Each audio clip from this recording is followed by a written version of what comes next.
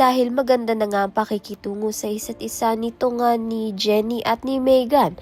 Naging sikat na nga muli ang Yumi at marami na nga kumikilala sa grupo nga nila. Kaya naman nga sa concert kung saan makikita nga ni Megan ang dating nga niyang mga kagrupo na Nixie.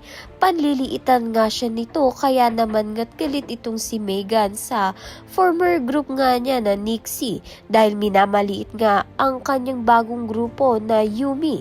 Pinatid pa nga ng isa sa miyembro ng Nixie itong si Jenny nang kakanta na nga ito sa entablado. Mabuti na nga lang ay nasalunga siya nito ni Megan.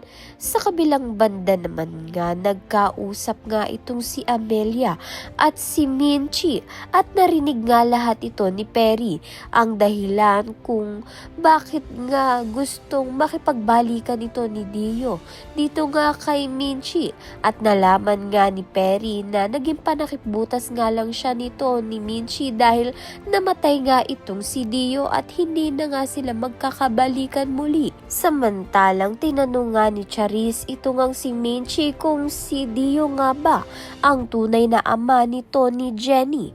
Maririnig nga ni Dara ang usapan ng dalawa, kaya naman nga't yan at iba pa ang dapat nating pakaabangan. Maraming salamat sa iyong panunood.